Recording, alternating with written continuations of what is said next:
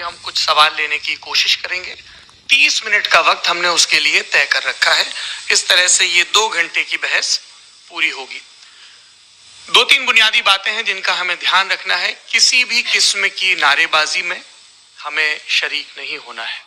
ये हल्ला गुल्ला नहीं है, क्योंकि पूरी दुनिया देख रही है, तो एक नजीर कायम करनी है, एक उदाहरण लोगों के सामने रखना है कि पढ़े लिखे लोग इत्तेफाकी और ना इत्तेफाकी रखते हुए भी, एक दूसरे से सहमति और असहमति रखते हुए भी बात कह सकते हैं। यहाँ पर मेरे जेएनयू के प्रोफेसर बैठे हैं, पुरुषोत्तम अग्रवाल जी, जिन्होंने हमें क्लास में सिखाया है कि सहमति का साहस और असहमति का विवेक, और इसका ठीक उलट भी, ये बड़ा जरूरी है। दूसरी बात, ये किसी एक धर्म के बारे में बहस नहीं है, ये बात सबको स्पष्ट होनी चाहिए। किसी धर्म को महान बताने या किसी धर्म को कमतर बताने की ये बहस नहीं है। तो यदि कोई इस उम्मीद से देख रहा है या यहाँ आया है, तो मैं आपको आश्वस्त करना चाहता हूं कि आपको नाउम्मीदी हाथ लगेगी। इस बहस में बहुत ज्यादा धार्मिक प्रतीकों के इस्तेमाल को लेकर भी ये दोनों लोग जो अभी आपको गंभीर दिख रहे हैं, भले लोग हैं, कल शाम को चाय पर मिले थे, बहुत हंसी मजाक भी इनके बीच हुआ था और गलबैयां डालते हुए एक तस्वीर भी हुई थी। ये इस बात का प्रमाण है कि इंटरनेट पर जो हल्ला मचा हुआ है उसके मुकाबले ये दोनों लोग बहुत ही अच्छे शांत ढंग से बहस के लिए राजी हो गए हैं।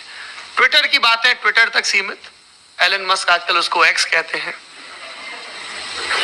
और अब इस बहस की शुरुआत मैं इन विद्वानों का, हालांकि इनको परिचय की जरूरत नहीं, पर हो सकता है, हमें पत्रकारिता में सिखाया जाता है कि नेवर अज्यूम, विज्ञान भी यही कहता है।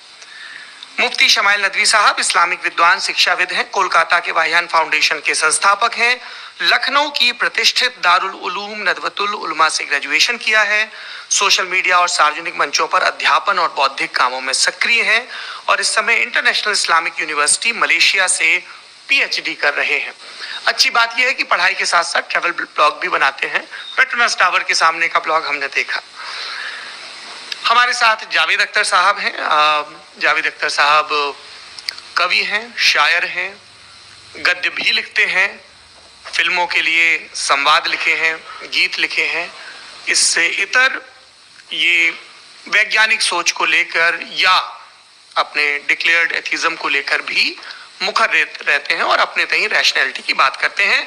देवियों और सज्जनों, डज गॉड एग्जिस्ट? इस सवाल का जवाब सब अपने अपने तय खोजने की कोशिश कर रहे हैं। कोई इसको गॉड डैम पार्टिकल की खोज बताता है, कोई गॉड पार्टिकल की खोज बताता है, कोई हिग्स बोसान की खोज बताता है, कोई ये सवाल जवाब तलाशने की कोशिश करता है कि मास एग्जिस्टेंस में आखिर आया कैसे, हुआ क्या था, सृष्टि के पहले, समय के पहले क्या था, और कोई ये कहता है कि ये सारी खोजें जिस मस्तिष्क में हो रही हैं प्रकृति के क्रम में, वो कैसे विकसित हुआ। मैं उम्मीद करता हूं कि हम आज इन बुनियादी सवालों के कुछ जवाब हासिल करने में कामयाब हूं। मैं सबसे पहले मंच पर आमंत्रित कर रहा हूं मुफ्ती शमाइल नदवी साहब को। आइए सर जी।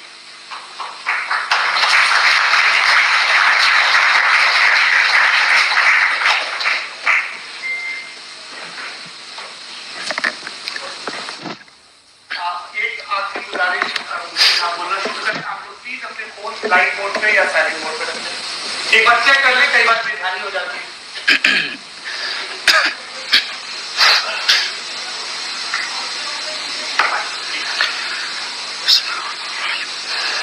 तमाम तारीफें उस क्रिएटर के लिए जिसने इस यूनिवर्स को एक मकसद के तहत पैदा किया है। रिस्पेक्टेड जनाब जावेद अख्तर साहब, मिस्टर सौरभ द्विवेदी और respected audience, thank you all for being here today. आज की डिबेट में चूंकि हम बात करने वाले हैं डज गॉड एग्जिस्ट के टॉपिक पर, तो ये एक ऐसा टॉपिक है जिसके मुताल्लिक कोई भी डिसीजन लेने के लिए अलग अलग स्टैंडर्ड्स हो सकते हैं। लिहाजा डिबेट के शुरू में ये जरूरी है कि हम ये जान लें कि आज के इस टॉपिक में कौन सा स्टैंडर्ड सही होगा और कौन सा गलत होगा। सबसे पहला स्टैंडर्ड जिसे मैं समझता हूं कि हमारे रिस्पेक्टेड जनाब जावेद अख्तर साहब बड़ी तेजी के साथ उसकी तरफ लपकेंगे, वो है साइंस। जबकि साइंस दर हकीकत खुदा के एग्जिस्टेंस को डायरेक्टली साबित करने या उसके एग्जिस्टेंस को डिनाई करने के लिए स्टैंडर्ड नहीं बन सकती। اور اس کی وجہ کیا ہے یہ میں نہیں کہہ رہا, یہ وہ لوگ کہہ رہے ہیں جو سائنس کے ایکسپرٹس ہیں. نیشنل اکیڈمی آف سائنس کہتی ہے science doesn't have the processes to prove or disprove the existence of God. Why? کیونکہ سائنس کا تعلق empirical evidence سے ہے, اور empirical evidences کا تعلق ہمارے نیچرل اور فزیکل ورلڈ سے ہے, جبکہ گاڈ نان فزیکل اور سپر نیچرل ریالٹی ہے. لہٰذا نان فزیکل ریالٹی کو آپ اس ٹول کے ساتھ نہیں چیک کر سکتے جس کا کام فزیکل ریالٹی کو تلاش کرنا ہے. لہٰذا آج اس ڈیبیٹ میں گاڈ کی ایگزسٹنس کو ثابت کرنے یا اسے ڈینائی کرنے میں سائنٹیفک ایویڈنس کو ایکسپٹ نہیں کیا جائے گا. دوسرا اسٹینڈرڈ ہو سکتا ہے ریویلیشن, کہ ریویلیشن کے ذریعے ہم یہ ثابت کریں کہ گاڈ ایگزسٹ کرتا ہے یا نہیں. لیکن یہ اسٹینڈرڈ بھی آج irrelevant ہے. کیوں؟ کیونکہ ریویلیشن میرے نزدیک سورس آف نالج ہے, ویلڈ سورس آف نالج ہے, لیکن ہمارے جاوید اختر صاحب کے نزدیک یہ ویلڈ سورس آف نالج نہیں ہے. لہٰذا آج کی ڈیبیٹ میں میں ایک بھی ایویڈنس کسی بھی مذہبی اسکرپچر سے نہیں دوں گا تاکہ جاوید اختر صاحب کے لیے وہ ان ایکسیپٹیبل نہ ہو. تیسرا جو معیار ہو سکتا ہے وہ ہے آبزرویشن, کہ بھائی کوئی کہے کہ ہمیں خدا دکھاؤ, اگر ہے تو دکھاؤ, یا یہ کہ خدا کی ایگزسٹنس پر ایمپیریکل ایویڈنس دو. تو یہ ہے در حقیقت غلط ٹول کا استعمال کرنا. یہ ایسا ہی ہے کہ جاوید صاحب مجھ سے یہ مطالبہ کریں کہ مفتی صاحب آپ میٹل ڈیٹیکٹر کے ذریعے پلاسٹک ڈیٹیکٹ کر کے دکھائیں. اب چونکہ پلاسٹک ڈیٹیکٹ نہیں ہو پا رہی ہے لہٰذا plastic does not exist. No, you are using the wrong ٹول. اس ٹول سے پلاسٹک کو ڈیٹیکٹ نہیں کیا جاتا. لہٰذا میں سمجھتا ہوں کہ گاڈ کے ایگزسٹنس پر ایمپیریکل ایویڈنس کا مطالبہ کرنا ایک بچکانہ مطالبہ ہے, اور ہمارے ریسپیکٹڈ جناب جاوید اختر صاحب اس اسٹیج سے اب بہت آگے نکل چکے ہیں. اب بچتا ہے ایک ہی اسٹینڈرڈ, اور وہ اسٹینڈرڈ ہے عقل, لاجک, ریزننگ. اور یہی وہ اسٹینڈرڈ ہے جس کے تحت گاڈ کی ایگزسٹنس کو ثابت کیا جائے گا یا گاڈ کی ایگزسٹنس کو ڈینائی کیا جائے گا. لیکن چونکہ یہ بہت امپورٹنٹ اور سینسیٹیو ٹاپک ہے, اس لیے لاجیکل آرگیومنٹ بھی ایسا ہونا چاہیے جو ڈیفینیٹو ہو, انڈیفینیٹو نہ ہو, جو 2 اور 2 4 کی طرح بالکل واضح ہو, جسے لاجیکلی ریجیکٹ کرنا پاسبل نہیں ہو. فار ایگزامپل ہم کہیں ہمارے ریسپیکٹڈ مسٹر سوربھ صاحب یہ ایک انسان ہے اور تمام انسان کانشیس بینگ ہے, لہٰذا نتیجہ کیا نکلا, ہمارے سوربھ صاحب بھی کانشیس بینگ ہے. کیا یہ انڈیفینٹ آرگیومنٹ ہے یا ڈیفینٹ آرگیومنٹ ہے؟ یہ ڈیفینٹ آرگیومنٹ ہے. یہ 2 اور 2 کی طرح واضح ہے, اس میں کسی طرح جو ہے لاجیکلی اس کو ریجیکٹ نہیں کیا جا سکتا. تو اگر آج ہمارے جاوید اختر صاحب ایسی کوئی عقلی دلیل اور لاجیکل ایویڈنس دیں خدا کے نہ ہونے پر جو ڈیفینٹ بھی ہو, تو میں یہ اعلان کرتا ہوں کہ یقیناً میں اس ایویڈنس کو قبول کروں گا اور اس پر غور کروں گا. لیکن ساتھ میں یہ بھی اعلان کر دیتا ہوں پریڈکشن کے طور پر کہ ایسا کوئی ڈیفینٹ آرگیومنٹ کوئی نہیں پیش کر سکتا. دلیل ہم دیں گے اور ڈیفینیٹو دلیل دیں گے, لاجیکل دلیل دیں گے, ایسی دلیل دیں گے جو انٹائر ایتھیسٹک ورلڈ اسے ریفیوٹ نہیں کر سکتی. چلیں اب ہم ایک ایگزامپل سوچتے ہیں, ایک سینیریو, سمپل سینیریو. تمام آڈینس سے گزارش ہے, ہم اور آپ ایک آئسولیٹڈ آئیلینڈ پر ہیں, ایسا آئیلینڈ جہاں پہ ہم سے پہلے کوئی کبھی نہیں گیا. چلتے چلتے آپ کے سامنے اچانک آپ نے دیکھا ایک پنک کلر کی بال پڑی ہوئی ہے. سب سے پہلا سوال آپ کے ذہن میں کیا آئے گا کہ یہ بال یہاں کیوں آئی, کیسے آئی, یہ پنک کلر کی ہی کیوں ہے, کوئی اور کلر بھی ہو سکتا تھا, یہ اسی شیپ میں کیوں ہے, کوئی اور شیپ بھی ہو سکتا تھا. نیچرلی آپ اس طرف پہنچیں گے کہ کوئی نہ کوئی ہے جس نے ان اسپیسیفک پراپرٹیز کے ساتھ اس بال کو بنایا ہے اور یہاں پہ رکھا ہے. چونکہ آپ جانتے ہیں کہ یہ جو بال ہے اس کا ایگزسٹ کرنا ضروری نہیں ہے, یہ ایگزسٹ کر بھی سکتی تھی نہیں بھی کر سکتی تھی, اور ایگزسٹ کرنا ہی تھا تو کسی اور فارم میں کرتی, کسی اور کلر میں کرتی.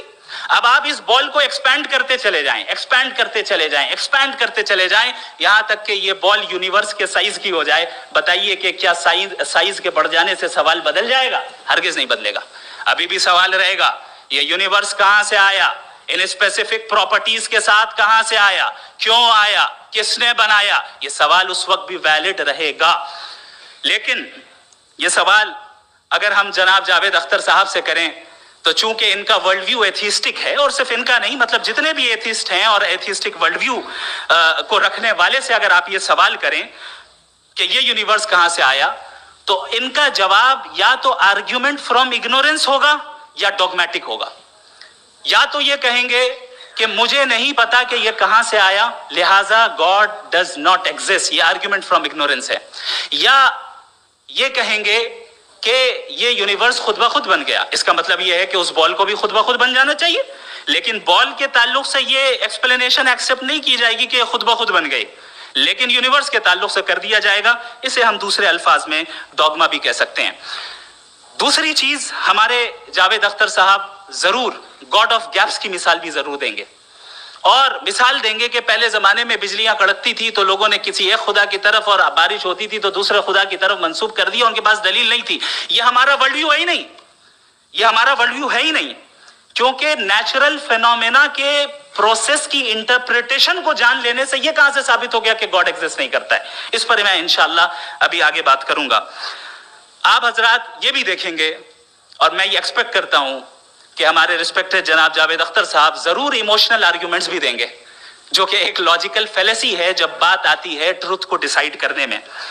کیوں؟ مثال کے طور پر وہ کہیں گے کہ اگر گاڈ ہے تو ایول کیوں ایگزسٹ کرتا ہے، جبکہ میں کہتا ہوں ایول کا ایگزسٹ کرنا گاڈ کے ایگزسٹ کرنے کی دلیل ہے، اس کے خلاف نہیں ہے. چونکہ اگر گاڈ ہے تو ہم سب اس کے سامنے اکاؤنٹیبل ہیں، اور اگر ہم اکاؤنٹیبل ہیں تو اکاؤنٹیبلٹی کے لیے ایول کا موجود ہونا ضروری ہے، اس کے بغیر ہم اکاؤنٹیبل نہیں ہو سکتے. اور اگر ہم اکاؤنٹیبل نہیں ہیں تو ہم جناب جاوید اختر صاحب سے پوچھیں گے کہ آپ بتائیں کہ پھر سفرنگ اس دنیا میں کیوں ہے؟ اگر خدا نہیں ہے تو سفرنگ کیوں ہے؟ اور ان لوگوں کے جذبے کا کیا جن کے اندر سفرنگ کے بعد انتقام لینے کا جذبہ پایا جاتا ہے اور وہ اس دنیا سے ایسے ہی چلے گئے؟ کیا ان کی ساری تکلیفیں بیکار چلی جائیں گی؟ اب آ جائیں اسی ایگزامپل کی طرف کہ بال، مجھ سے اگر کوئی پوچھے اس بال کو کس نے بنایا، اور یا اس ایکسپینڈڈ بال کو کس نے بنایا، میں کہوں گا کہ چونکہ یہ یونیورس اور اس یونیورس کی تمام چیزیں کانٹینجنٹ ہیں. کانٹینجنٹ ہونے کا مطلب یہ ہوتا ہے کہ جو اپنے ایگزسٹنس پہ کسی کے اوپر ڈیپینڈ کرتی ہو، تو ظاہر ہے یہ یونیورس کانٹینجنٹ ہے. اور اگر کوئی چیز کانٹینجنٹ نہیں ہے تو میں ریکویسٹ کروں گا کہ مجھے دکھا دیں کہ کون سی چیز یونیورس میں کانٹینجنٹ نہیں ہے. ہم بھی ذرا غور کر لیں اور ہم بھی دیکھ لیں. اور جب کانٹینجنٹ چیزیں موجود ہیں تو فلاسفرز کی اصطلاح کے مطابق، ہم اس ٹرمینالوجی کے مطابق ہم اس جگہ تک پہنچتے ہیں اور اس ہستی تک پہنچتے ہیں جسے نیسیسری بینگ کہا جاتا ہے، کہ یہ وہ نیسیسری بینگ ہے جس کا موجود نہ ہونا ناممکن ہو. چونکہ اگر یہ موجود نہ ہو تو ساری چیزیں ایگزسٹنس میں آئیں گی ہی نہیں، اور یہ ساری کانٹینجنٹ چیزیں اسی کے اوپر ڈیپینڈ کرتی ہیں. اب اگر آپ یہ سوال کرتے ہیں کہ پھر اس ہستی کو کس نے بنایا، پھر اس کا کاز کیا ہے، پھر اس کا کاز کیا ہے، پھر اس کا کاز کیا ہے، اور اینڈلیسلی چلے جائیں، اسے ہم کہتے ہیں انفینٹ ریگریس آف کازز، جو کہ لاجیکل فیلیسی ہے. کانسیپچولی انفینٹی پاسبل ہے. مثال کے طور پہ نیومیریکلز 1 2 3 گنتے چلے جائیں، انفینٹ نمبرز ہیں. میں کانسیپچولی بات نہیں کر رہا، پریکٹیکلی ریالٹی میں ثابت کر کے دکھائیں کہ infinite regress of causes possible ہیں یا نہیں. اگر پاسبل ہیں تو ہم مان لیں گے، مثال دے دیں، اور پاسبل نہیں ہے تو ایک ہی آپشن بچتا ہے جسے ہم کہتے ہیں نیسیسری بینگ. ایسی نیسیسری بینگ جو انڈیپینڈنٹ ہے، چونکہ اگر وہ ڈیپینڈنٹ ہوئی تو وہ نیسیسری نہیں رہے گی. ایسی انڈیپینڈنٹ بینگ جو اٹرنل ہے، اگر وہ اٹرنل نہیں ہوگی، اس کی بگننگ ہوگی تو وہ خود کانٹینجنٹ ہے. ایسی بینگ جو پاورفل ہے، کیونکہ کانٹینجنٹ کو ایکچوالائز کرنے کے لیے پاور چاہیے. ایسی بینگ جو انٹیلیجنٹ ہے اور نالجبل ہے، کیونکہ یہ یونیورس اسپیسیفک فارم اور اسپیسیفک لاز آف نیچر کے تحت پریسائزلی چل رہا ہے. Thank you. تھینک یو مفتی صاحب. میں ان دلیلوں کے بعد جاوید اختر صاحب سے گزارش کروں گا، آپ بیٹھ کے بولنا چاہیں گے؟ جی.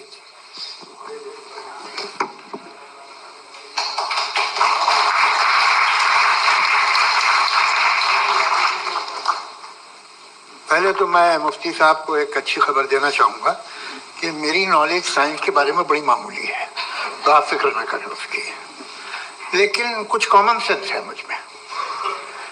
دیکھیے، یہ خدا کا تصور کوئی نیا تصور نہیں ہے، یہ صدیوں سے رہا ہے. یہ کچھ ریلیجن 3000 سال پرانے ہوں گے، 4000 سال پرانے ہوں گے، لیکن انسان کوئی 10,000 12,000 سال سے ایگزسٹ کرتا ہے ہومو سیپین کی شکل میں، اور ہمیشہ کچھ نہ کچھ مذہب رہے. یہ مذہب جاہلوں کے نہیں تھے، یہ مذہب ایک ایسی گریک سوسائٹی کے تھے جہاں بڑے بڑے فلاسفر پیدا ہو گئے. یہ مذہب ایجپشینس کے تھے جنہوں نے پیرامڈز بنائے تھے. یہ رومنس کے تھے کہ جن کا آرکیٹیکچر اور سینٹ یعنی پہلی بنیاد ڈیموکریسی کی لمیٹڈ تھی مگر ڈیموکریسی تھی، یہ ان لوگوں نے کیے تھے. تو ان کا جو جوپیٹر تھا، را تھا، زیوس تھا، انہیں اس پہ اتنا ہی اعتماد تھا جتنا آج کسی مذہبی آدمی کو اپنے خدا پہ ہوگا. کرسچینٹی آنے سے پہلے یورپ میں ایک مذہب تھا جرمینک ریلیجن. اس کا ایک خدا تھا، اس کی ایک بیوی تھی، اس کے 2 بیٹے تھے، ایک بیٹی تھی. پھر جرمنی میں جب یورپ میں کرسچینٹی آئی تو وہ خدا، اس کی بیوی اور پورے خاندان چلا گیا. تو اگر ہم ہسٹری دیکھیں تو خدا جو ہے وہ زیادہ تر فانی ہے، وہ ہمیشہ رہے نہیں. اور وہ جو لوگ انہیں مانتے تھے ان کو آپ کہیں وہ تو جاہل تھے، انہیں تو کچھ پتہ ہی نہیں تھا. ایسا نہیں ہے، وہ اپنے وقت میں بڑے قابل لوگ تھے اور اپنے وقت میں انہوں نے بڑے بڑے کام کیے ہیں. فلاسفر تھے، سائنٹسٹ تھے، لیکن ان کا مذہب کہاں گیا؟ ان کے خدا کہاں گئے؟ آج جو خدا ہیں دنیا میں لوگ انہیں مانتے ہیں. آپ کو کیا معلوم کہ کتنے برسوں کے بعد کیا ہونے والا ہے؟ ہم یورپ میں دیکھتے تو چرچ خالی ہیں. تو وقت کے ساتھ چیزیں بدلتی ہیں. جہاں تک اس کا تعلق ہے مذہبوں کا، ہر مذہب آپ سے ایک چیز مانگتا ہے، فیتھ. یہ فیتھ کیا چیز ہوتی ہے؟ What is the difference between faith and belief? یہ تو بہت ہی احمقانہ بات ہوگی کہ کوئی آدمی کہے صاحب اگر خدا ہے تو مجھے دکھائیے. یہ تو جاہلانہ بات ہوئی. میں نے تو نارتھ پول نہیں دیکھا ہے مگر میں مانتا ہوں کہ نارتھ پول ہے. میں کیوں مانتا ہوں؟ اس لیے کہ اگر یہ دنیا راؤنڈ ہے تو اس کا کوئی ٹاپ ہوگا. کچھ لوگ ہیں جو وہاں گئے بھی ہیں، کامن سینس کہتا ہے کہ ایسا ہوگا، ثبوت ہے، گواہ ہے، ریزن ہے. تو یہ میرا فیتھ نہیں ہے. تو فیتھ میں اور بلیف میں ڈفرنس کیا ہے؟ جو مذہب مانگتا ہے آپ سے، ہر مذہب فیتھ مانگتا ہے.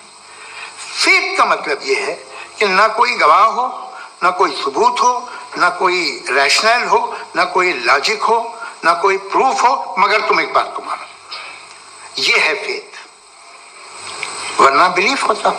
اگر اس میں کچھ بھی ثبوت ہوتے، گواہ ہوتے، تو پھر اسے آپ بلیف کہتے ہیں. جیسے میرا بلیف ہے کہ نارتھ پول ہے، میرا فیتھ تھوڑی ہے. فیتھ ان تمام شرطوں کو رد کرتا ہے. تو پھر اسٹوپیڈیٹی کیا ہے؟ اگر میں ایک بات ایسی مانوں جس کی نہ کوئی لاجک ہے، نہ کوئی ریشنل ہے، نہ کوئی پروف ہے، نہ کوئی گواہ ہے، نہ کوئی ثبوت ہے، اور میں اسے مانوں، تو یہ اسٹوپیڈیٹی ہوئی. اسے ہی بھائی کل کو میں یقین کر لوں کہ ایلون مسک جو ہے میرا بھائی ہے تو مجھے انتہائی خوشی ہوگی، سکون بھی بہت ملے گا مجھے. لیکن اور کہے بھائی کیوں مانتے ہو؟ کیا ثبوت ہے بھائی؟ وہ تو امریکن ہے اور تم تو انڈین ہو، وہ تو نسل الگ ہے، تمہیں کبھی ملے بھی نہیں. صاحب دیکھیے میرا فیتھ ہے، اس پہ بات نہ کیا. فیتھ کا مطلب ہی یہ ہے کہ آپ پروف نہیں کر سکتے.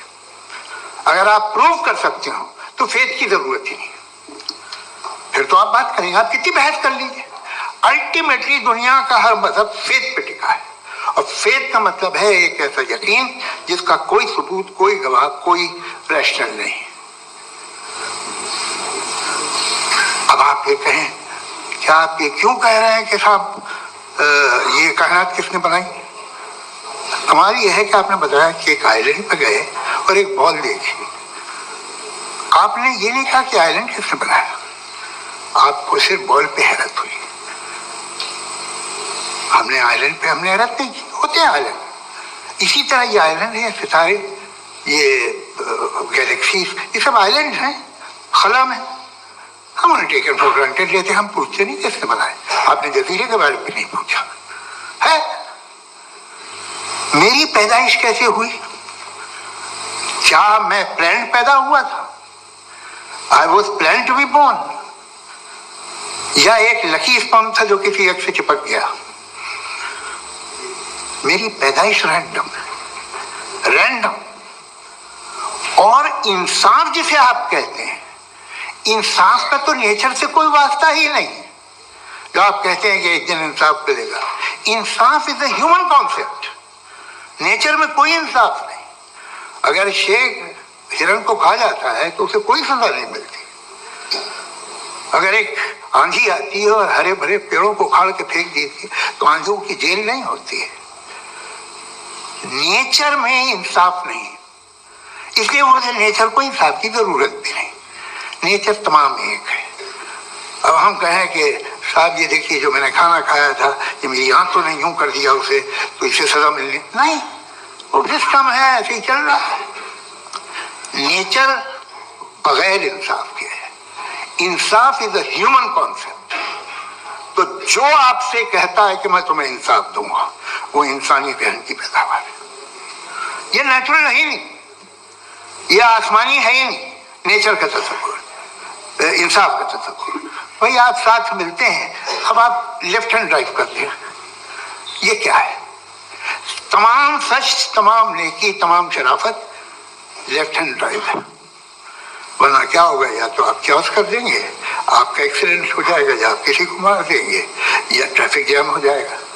झूठ, बेईमानी, रिश्वतखोरी, ये तमाम जो है driving on the wrong side है। इसके ऊपर कुछ नहीं। ये तो हमने बनाया, जैसे हमने लेफ्ट हैंड ड्राइव बनाई है। ये कॉन्सेप्ट ऑफ इंसाफ जो है ये हमारा है, इसका नेचर से कोई वास्ता नहीं। शेर खा जाता है हिरण को, उसे जेल होती है क्या? कुछ भी नहीं है ही नहीं। तो ये जो दुनिया के रिलीजन प्रॉमिस करते हैं आपसे इंसाफ, इसी से मालूम होता है कि मैन मेड है। ये तसव्वुर कहीं और का है ही नहीं। जो नेचर है, कुछ लोग कहते हैं नेचर ही खुदा है, तो नेचर में तो इंसाफ नहीं कहीं।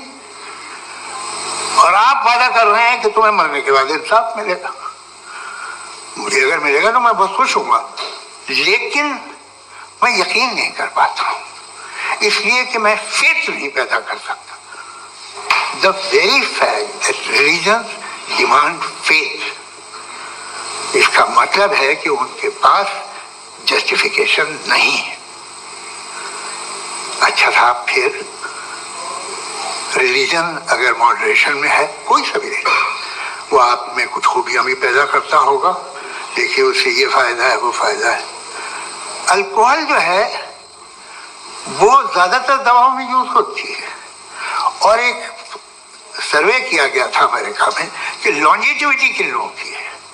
तो एक तरफ वो लोग थे जो शराब पीते ही नहीं थे, और एक तरफ वो थे जो एक बोतल शराब रोज पीते थे। सबसे ज्यादा लंबी उम्र उनकी है जो 2 पैक नाप के शराब पीते और खाना खाते हैं। मगर हम शराब को बुरा समझते हैं, मैं भी बुरा समझता हूँ। क्यों? ऐसा होता नहीं। कुछ चीजों में आदत होती है जो बढ़ती है। आज तक में एक आदमी दूध पीता है, आप 10 साल बाद भी मिलेंगे तो एक ही गिलास पीता होगा। ऐसा नहीं होता सुबह से दूध पीता रहता है। मिल्कोहलिक मैंने नहीं देखे, अल्कोहलिक होते हैं। ये टेंडेंसी है मजहब की कि वो बढ़ता है, जैसे कैंसर बढ़ता है, जैसे शराब बढ़ती है। कुछ लोग होंगे जो उसे सही तरह से यूज करते। मुझे यकीन है कि हमारे मुफ्ती साहब भी उनमें से एक, इनसे बहुत खुशी हुई मुझे इनसे मिलकर। लेकिन कितने लोग हैं कि आज आप देखते हैं दुनिया में जो तबाहियां हैं, इनमें कितना हाथ है उन लोगों का जो बिलीवर कहते थे मजहब ये नहीं कहता, ना कहता होगा, मगर जब ये मजहब पीते हैं तो ऐसे बिहेव करते हैं। थोड़ा सा अगर हो तो शायद बहुत अच्छी बात, लेकिन शराब थोड़ी सी नहीं रहती, उसमें टेंडेंसी है पहले। थोड़ा सा अगर 2-3 कैंसर के सेल हो ना बॉडी में तो आदमी स्लिम रहेगा, लेकिन वो 2-3 सेल नहीं रहते, वो मल्टीप्लाई होते हैं। जावेद साहब, टाइम पूरा हो गया। टाइम हो गया तो बस बात खत्म हो गई। अच्छा, मुझे कुछ और कहने को था भी नहीं। जी, मैं पहले जवाबी दौर के लिए इनवाइट कर रहा हूँ मुफ्ती साहब को। Your rebuttal round 1, you have 7 minutes.